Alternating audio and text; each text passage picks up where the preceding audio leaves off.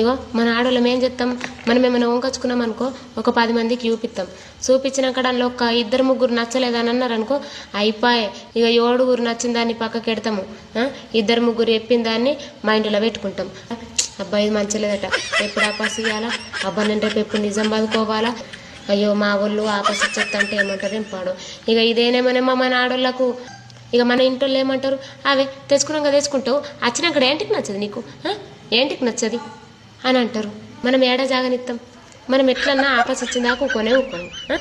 మంచి లేదు అన్నారు కదా అయిపోయి ఇది ఆపాస్ ఇచ్చుడే, ఆపాస్ ఇచ్చుడే మనము.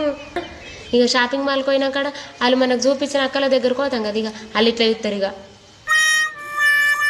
ఇక మనకేమనిపిస్తుంది, చూస్తే విషయం మనం ఇన్నే ఉంటామా, గంట కాగానే పోతాం అని మనకు అనిపిస్తుంది. ఎంతమందితోనన్నా తిట్లు తిన్నా సరే కానీ మనం అనుకున్నది చెయ్యాలడ, అంతే అయిపోయి.